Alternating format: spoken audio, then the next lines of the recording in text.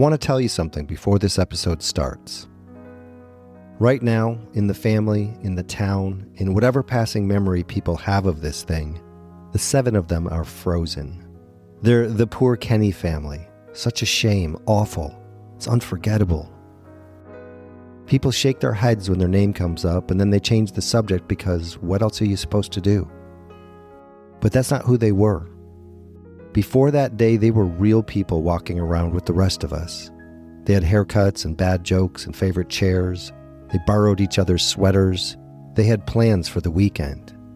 One day they were here, and the next day, they were gone. We're all subject to that same fate, whether we can admit it or not.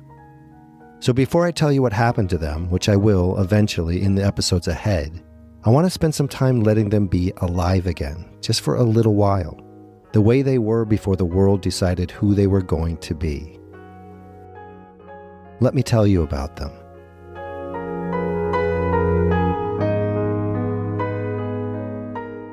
Tommy Kenny. His name was Thomas James Kenny Jr., Tommy, Uncle Tom and Aunt Robbie's oldest. By all accounts, he was something. Tall, confident, easy in his own skin. He was supposed to be the patriarch of a whole generation of this family.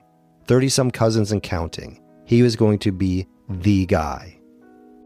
He was 20 when he died, 3 years before the family trip. I was 4 years old when that happened, so I met him only as a ghost, in the stories that circulated among the cousins in the summer. Halfway up the gravel road maybe, or shin deep in the water by the pier. Some cousin, some summer, some forgotten cigarette. Did you know we had another cousin? Older one. Died before the crash. A car accident. He was building that wall when it happened and nobody ever finished it. That's how family legend travels.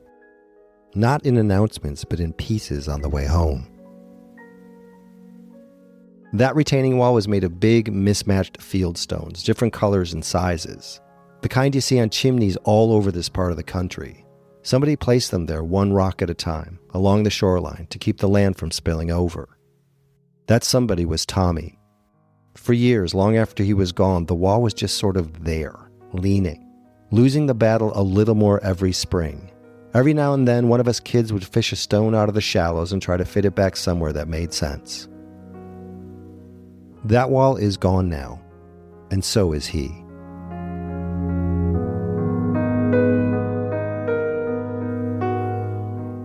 Uncle Tom. By the time Tom Kenny was 50 years old, he'd already graduated from Annapolis, gotten his law degree, served in World War II and Korea, come home to West Bend, joined the Ziegler Company, been mentored by his father for years, and then surpassed him.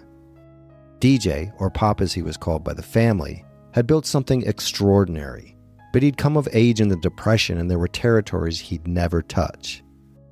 Tom had no such hesitation. Take the company plane. He was building a nationally recognized company and needed to move, so he convinced the board to buy one. Hardly normal back then if it was done at all, but Tom wanted it and Tom got it. The opinion circulating the office was that Tom had out-popped Pop. He was respected, maybe even intimidating, but it was earned. He'd done the work. He was learned, focused. He had vision and credentials behind it. The kind of guy who walked into a boardroom and the room knew. That was Tom Kenny, president of the Ziegler Company.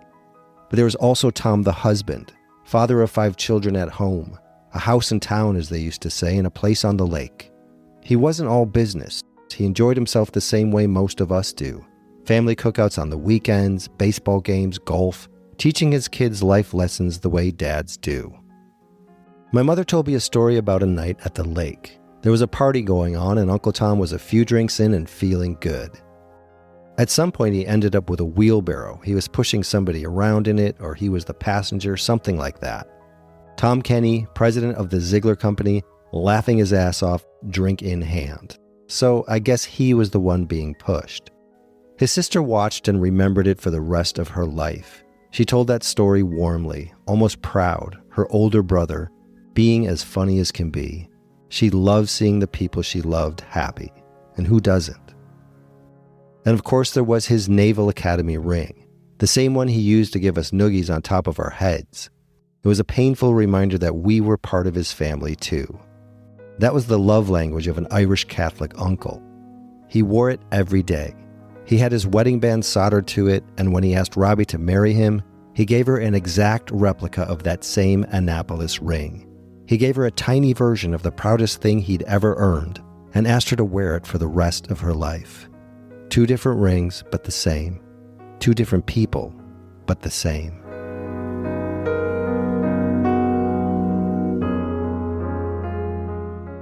Aunt Robbie. Aunt Robbie ran the Kenny family home on Evergreen Street. She was a mother of 6, 46 years old. She'd already buried her oldest boy 3 years before, and she kept the house going anyway. What people remember about that house is that it was the house, the one where the kids ended up, the good snacks, bottles of soda you could grab whenever, devil's food cake cookies in the cabinet because kids liked them, a basement that went on and on. She was the mom who made breakfast in the morning after the sleepovers, and there were a lot of sleepovers. One of my sisters put it like this: they were just your family, and they were just around the corner, and that's where they were. That was the Kenny house. Kids just ended up there, not for a reason, but just because. And that doesn't happen by accident. Somebody makes a house feel like that. Somebody leaves the door unlocked. Somebody keeps the fridge full. Somebody decides, out loud or not, that the kids are welcome, all of them, all the time, whether they called first or not. Aunt Robbie made sure all of that happened. Pretty came up a lot. Dark hair, easy on the eyes, a New Orleans debutante who fell for a young, handsome Naval Academy guy and came north with him, which had to have been a hell of a culture shock for her.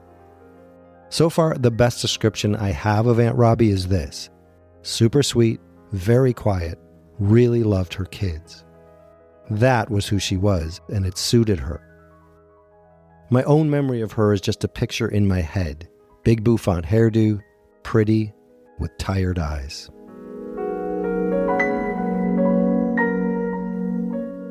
John. One day I was sitting on the hill at the lake house, the one that used to be Uncle Tom and Aunt Robbie's. John was living there by then with his wife and his kids. I had my puppy with me, a sickly little thing I got for my first communion, a gift my parents regretted. And John came walking up, petted the puppy, flicked his cigarette, talked to me for a minute, and then moved on. There were these boots John used to wear, brown, square-toed, a leather strap that ran up from the sides and met across the front with a brass ring on each side that held it all together. I thought they were the coolest goddamn boots I had ever seen. They were basically biker boots. They were Fonzie boots, and I wanted a pair. I begged my mother, and she caved. Then I was cool, just like John. Cousin John was the only one who didn't go on that trip. He had a baby daughter at home, Sarah. She'd just been born. When the family was planning the Orient trip, this big once-in-a-lifetime family thing, John and his wife Kathy were told to stay home. You've got a newborn, be a father. This one's not for you. And so he stayed behind. There's more to John's story than that, a lot more. But today he's just the cool older cousin who was home that week, the one who got to walk away. Let me tell you about his brother and sisters who were on that trip. Khaki. There's a picture on a shelf in my house. You've already heard about it without knowing it. It's a picture of me as a kid on a swing at the lake. I always thought my cousin from out east took it. I had told myself that for years. I don't know why.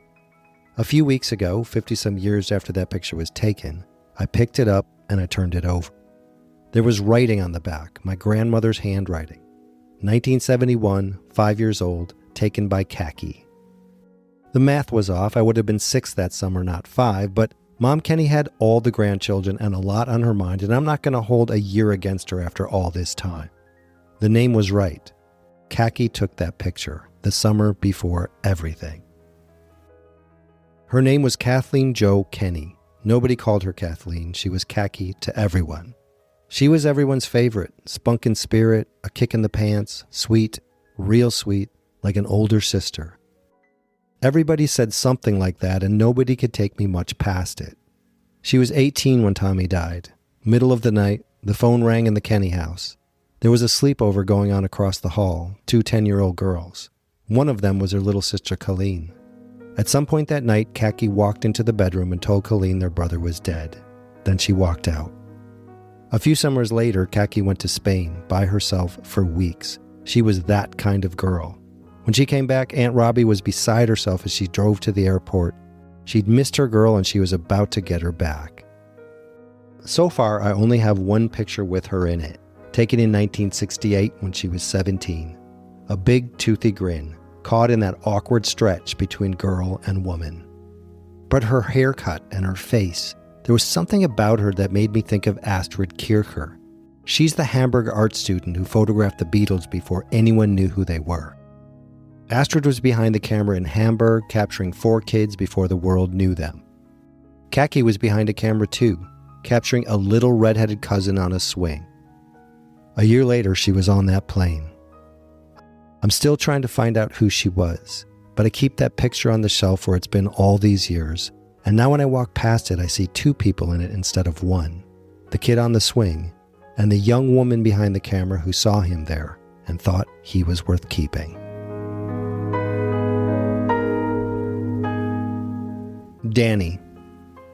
There's a postcard floating around somewhere from the spring of 1972. Danny wrote it from Asia 3 weeks into the family trip. He sent it to a friend from high school back home in Wisconsin. He'd invited her and her roommate to a party at the New Lake house a few weeks before the family left. They couldn't come, finals were happening. So she got a postcard instead. The postcard said Vietnam was the next stop, and he joked that he'd forgotten his M16.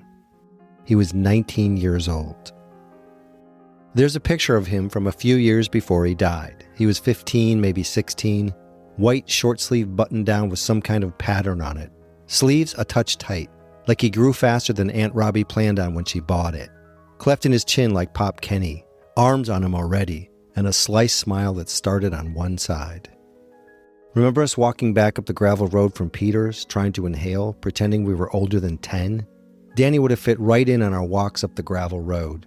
He'd be the strapping one, the one who's already a man at 15 and doesn't know it yet. Mechanical, low-key, always had a summer job, always lending a hand, wrenching his fist half the time. He taught a little girl to ride a bike on the hill behind the house. Patient, jogging next to her with the training wheels off for the first time. He had a skateboard. His little sister and her cousin used to take it down the street hanging off the back. Big brothers don't always let little sisters ride their stuff. Danny did. One summer, he got his older brother Tommy a bottle of high karate aftershave for his birthday. The commercials were goofy as hell. Danny thought it was the funniest thing in the world. He was beside himself. Couldn't wait to hand it over. He was sure he'd nailed it. That's the Danny I want you to hold in your head. His best friend was a kid named Andy Pick. Andy went on the trip with him. And the Pick family lost a son that day too. Danny had also been in a car crash a few years earlier. He walked away from it. 2 of his friends didn't.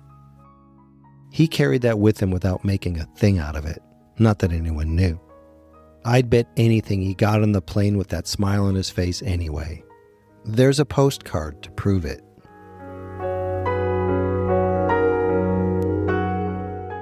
Mary Jane.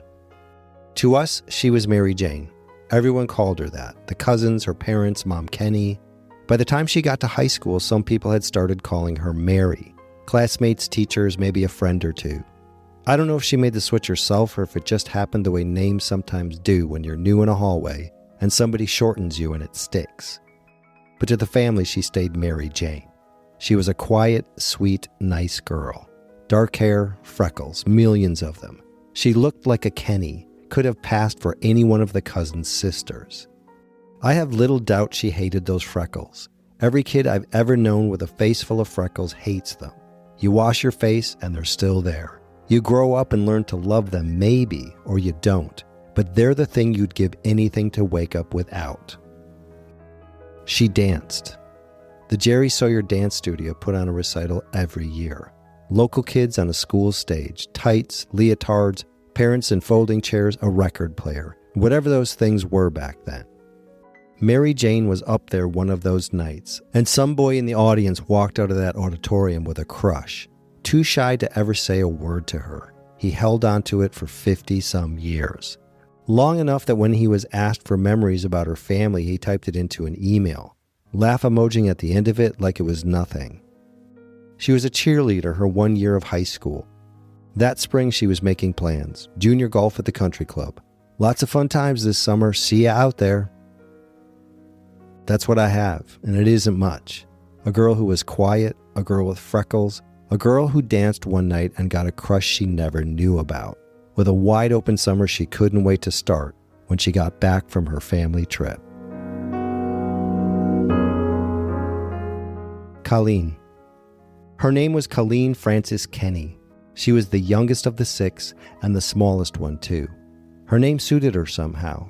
Sweetest, prettiest girl there ever was. She had friends the way little girls have friends. One of her best friends lived just around the corner, which meant waking up, getting through household chores so they could ride bikes, put on plays, skip rope, play with Barbies. Yes, it was that era. Colleen had the most Barbies of anyone they knew. The big plastic case, all the accessories, the works. The Barbies didn't have all their fingers. 3 older brothers will do that. Haircuts they didn't ask for, marker on their faces. A Barbie in that house had to be tough. The night Tommy Jr. died, her best friend was sleeping over. After Khaki came in and told them, Colleen turned to her in the dark and said 4 words. "Did you hear that?" That was all she said. Maybe she didn't mean anything more than the way a kid asks if a car went by or the dog barked or her mom hollered something from downstairs. Maybe. 13 is a big year for a kid, finally a teenager, out of the little kid pile and into something else. There would have been a cake, aunts and uncles teasing her about it, cousins congratulating her, grown-ups making the kind of fuss grown-ups make. Look who's a teenager now. No doubt she loved it. Her room was on the 2nd floor of the house on Evergreen. Yearbook from Badger Middle School on the dresser. Clothes she'd worn that week in the closet. The bed she'd slept in the night before they left, made or unmade depending on how the morning went. That's how the room looked the day she left it. It was springtime at home, a 13-year-old girl walking out the door of her room, heading downstairs to wherever she and her family were going.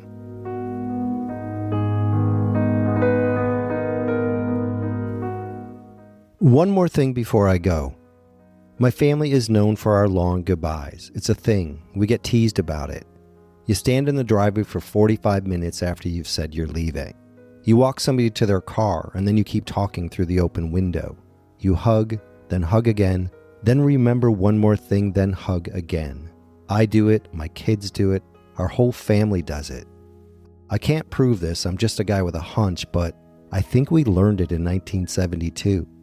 I think when that many of you walk out a door and never come back, the people who are left behind start saying goodbye like it might be the last time.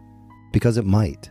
And once you know that, really know it in your bones before you have words for it, you don't ever fully unknow it. My mother was not a hater. She didn't carry that around. She had a low tolerance for fakers, for bullshit. But she wasn't somebody who went through life with a list of people she hated. She told me she hated the man who did it. She said it once, and she meant it. I think I might hate him too. That's a story I'll tell next time.